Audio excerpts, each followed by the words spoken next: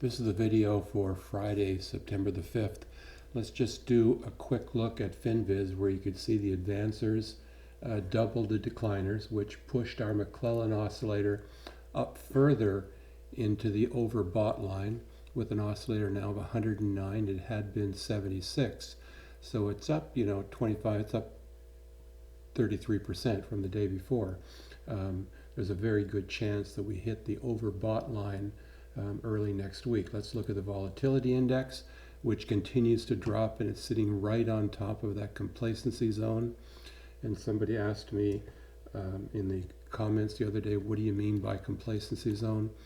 In this area here, when the volatility is in between these two green lines, the market performs steadily up. You can see where we came down. We haven't come down into that area yet. We've touched it and continued to move up, then came down, touched it, continued to move up. So there's a good possibility now that we're in this phase now where we're going to continue to move higher unless something should happen to spook the market.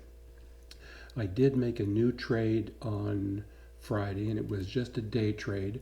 I got into, let's go over to here. I got into WWR, just something that I read about, somebody commenting in Trader Stewie's threads, something that he retweeted, and saw this pop over the trend line, decided that I would try to play it. Well, I bought 300 shares, and I put $1 trailing stop on it, and I ended up getting out at the end of the day for 15 minutes before the close, because it really was just a day trade with a loss of about $90. But I'm going to look at it again on Monday. We'll look at the chart in a second. The SPX had a pretty good week if you take these RSI bars out of there. Let's just take a look at where the S&P was this week. There's Friday, Thursday, Wednesday, Tuesday, Monday. Just a steady move up in the market, now making, for the second day in a row, closing with a new high. Apple was down only 8 cents, but is coming back to this previous end of the year high, December the 29th. It's a great stock. I continue to be short June 140 puts. Z just rocketing skyward. Wow. Square performing admirably. Good stock to hold. It's heading back up to its previous high of 246.49. So take a look for that. NIO, also a good stock, but just trending now. So it's in a couple of patterns here. It's in this downward flag, but it's a bullish flag. They tend to break to the upside. It's also in this flat channel here. So it's been in this flat channel now since January the 17th. So a good, 3 weeks. And that just makes it an ideal play for short calls, which I continue to roll early in the week because they're just, the time is expiring on them. So probably by Tuesday I should be able to roll into the following week after having collected about 80% of my premium. We're also running into the cloud here. That would be great if we could get a continuation. We're not closing this gap yet. If we could get, well, we did close the gap. Look at right in here. There's where it closed the gap. So now we can get rid of that gap. We're running into the cloud. It would be great if we could just continue to channel for another couple of weeks and just keep collecting premium, get support on the cloud, and then move higher. Also look for the Chiku span to come and find support on Tuesday, Wednesday, Thursday, Friday, right in this area right here. VERU, which I can't remember if I'm still in it or not.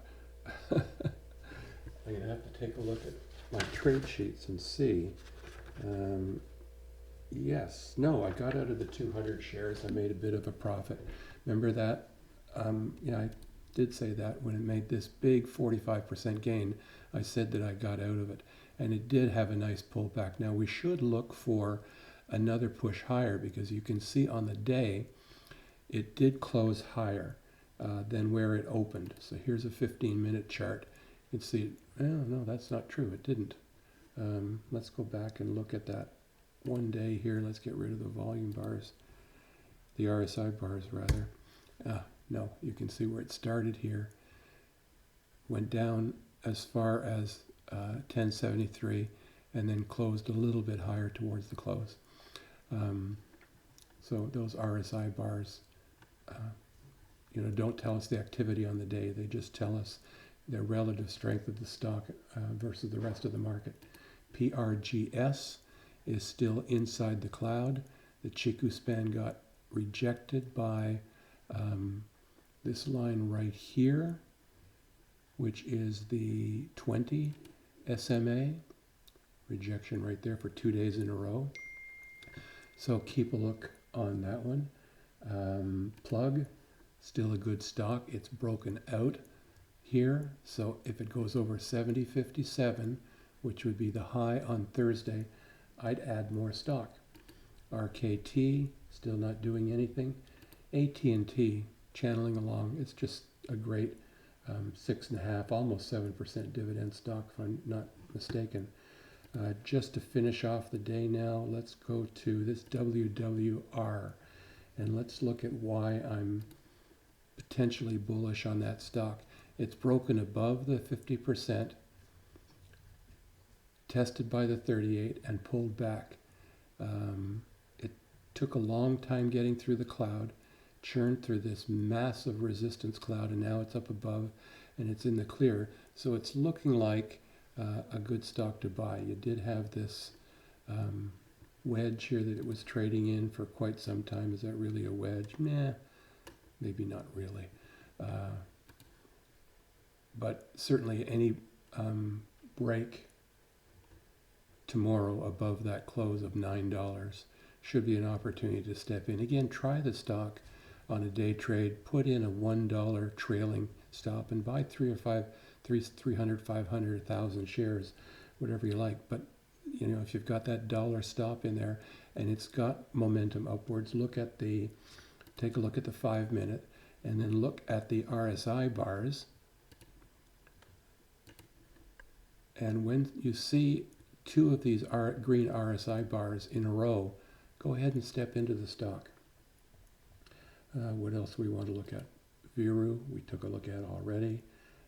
SONO, amazing stock. And that's all for today. Where are we going next week? That's always the critical question we ask ourselves on a Sunday. And I just believe that we're going up to this 39.19, which would be our 127.2 Fibonacci. And the volatility index says that there's nothing to fear, and the McClellan oscillator says we still have a bit more upside.